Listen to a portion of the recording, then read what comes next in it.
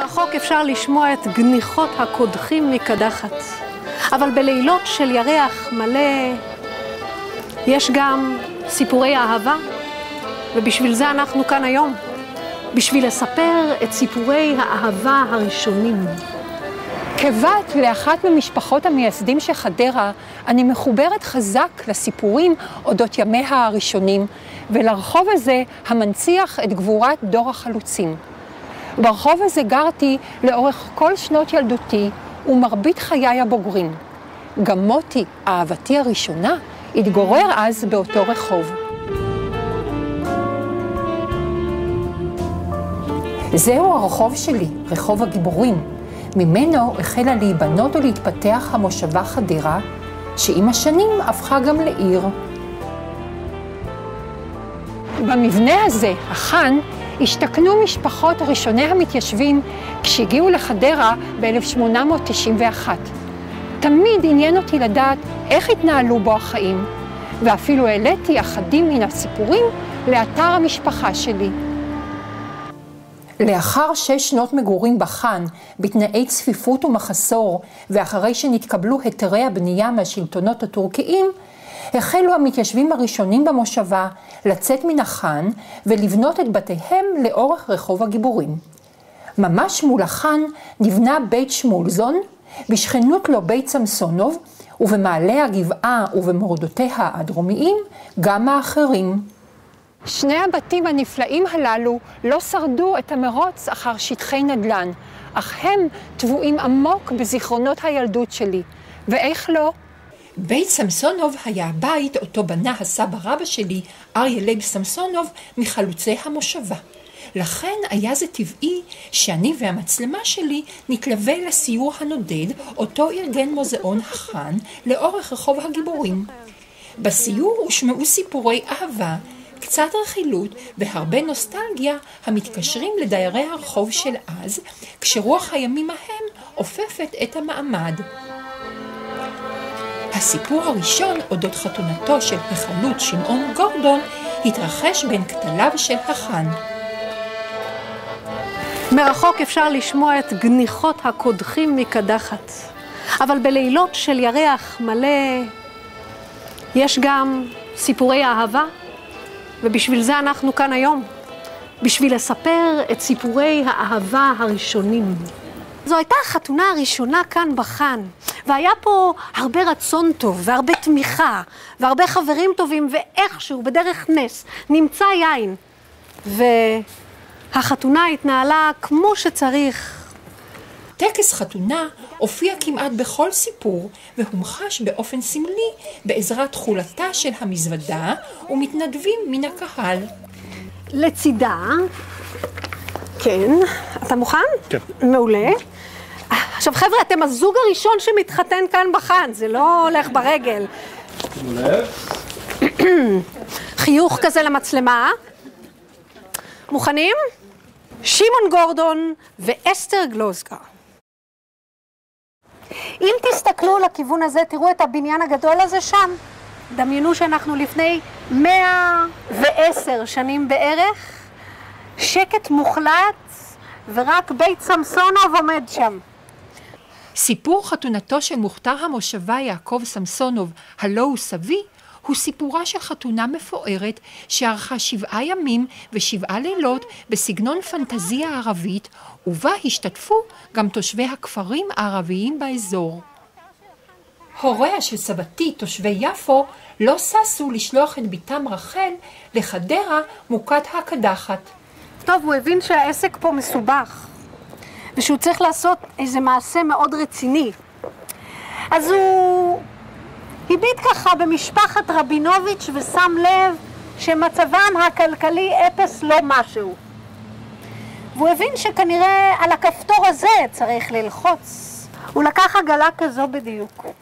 הוא מילא אותה בעופות, שימו לב, בגבינות, בשמן זית, בשקדים, בתפוזים, באבטיחים, ושלח אותה עמוסה, כמו שהיא מחדרה לפתח ביתם של משפחת רבינוביץ' בנווה צדק. אתם יכולים לדמיין לעצמכם את ההבעה על הפנים שלהם כשהם פתחו את הדלת?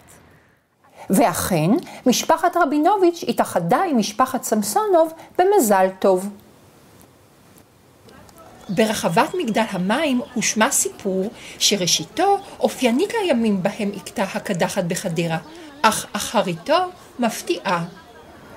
אני רוצה שתפנו את המבט שלכם עכשיו, ברשותכם, לבניין הזה.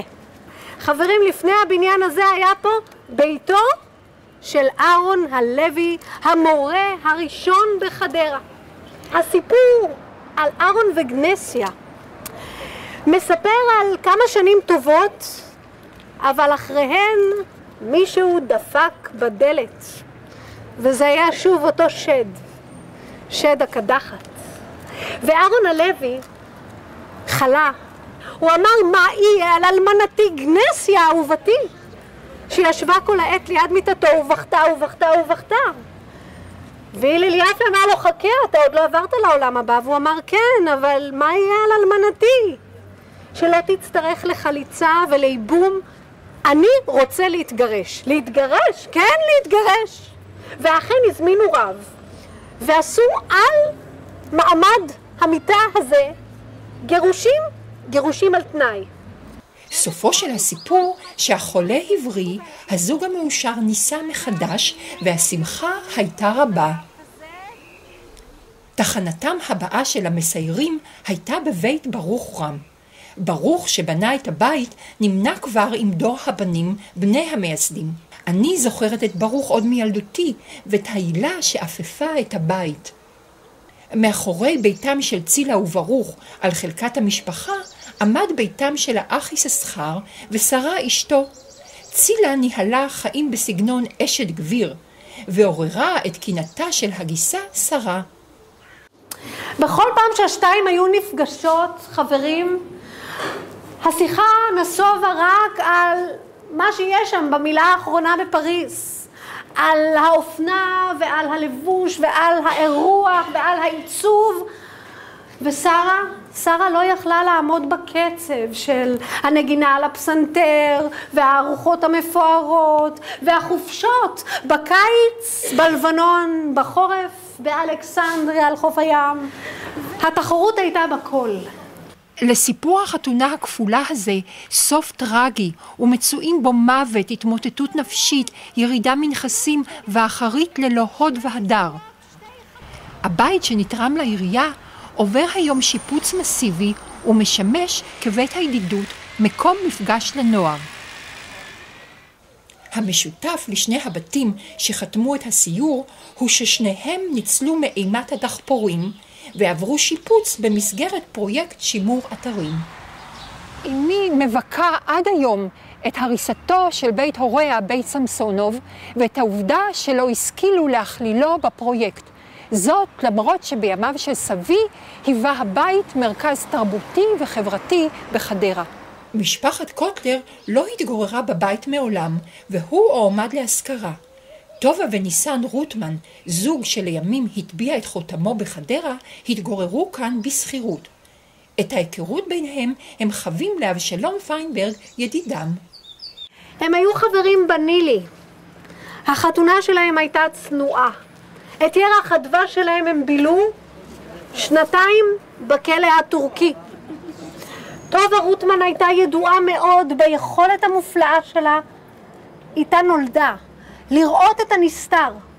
הייתה לה חפיסת קלפי טארוט, אותה ירשה כנראה מסבתה. בכל פעם שהיו מתכננים מבצע של הנילי, היו מתייעצים בטובה, היא הייתה פותחת בקלפים ואומרת אם טוב או אם רע. תמרים בבקשה. בכניסה לבית פיינברג קובדו האורחים בתמרים, מחווה סמלי לסיפור גילוי עצמותיו של אבשלום. תמרים בבקשה. שרון המספרת התמקדה בדמותו של אבשלום ואהבתו לאחיות שרה ורבקה אהרנסון שהשיבו לו באהבה עזה. אין ספק שהיו לו אהבות רבות, אבל האהבה הדרמטית והידועה ביותר היא אהבתו לשרה אהרנסון, שהייתה גם היא דמות גדולה מהחיים. הרגע הדרמטי ביותר בסיפור, חברים, הוא הרגע לפני יציאתו של אבשלום לדרך, לקהיר בעקבות אהרון אהרונסון כדי לדבר עם הבריטים. ערב יציאתו לקהיר, שאלה שרה את טובה רוטמן מבית קוטלר, מה היא אומרת על היציאה הזו? היא ביקשה שהיא תפתח לה בקלפים, וטובה פתחה בקלפים וראתה עננים שחורים. היא פתחה 3 פעמים ובכל פעם עננים שחורים, והיא אמרה לה את המשפט המפורסם, אם ילך לא ישוב. אבל לפני שנפרדו נתנה בידו שק של תמרים, והוא אמר לה, שלום שרתי. 90 שנה אחרי שעזב את הבית הזה, משהו ממנו חזר אליו, בדמות החוטר שנלקח מהעץ ההוא במדבר ונשתל כאן, בבית הזה, בפינה, בגן. הסיור שעסק באהבותיהם של יושבי רחוב הגיבורים הסתיים בציטוט ממכתבו המפורסם של אבשלום לרבקה אהובתו. 1000 נשיקות לך אהובתי, כך מסיימים כל האוהבים את מכתביהם לאהובותיהן. 1000 נשיקות לך אהובתי, כך מתחיל אני את מכתבי אלייך.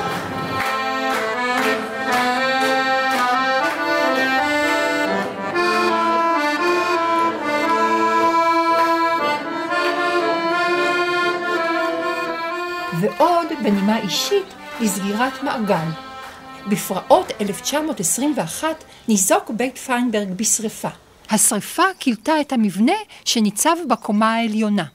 במבנה שלא הוקם מחדש, כפי שניתן לראות, התגוררה אז משפחת רבינוביץ', משפחתה של סבתי, שעזבה את יפו ונדדה לחדרה בעקבות הבת רחל, אשתו הטריה של יעקב סמסונוב.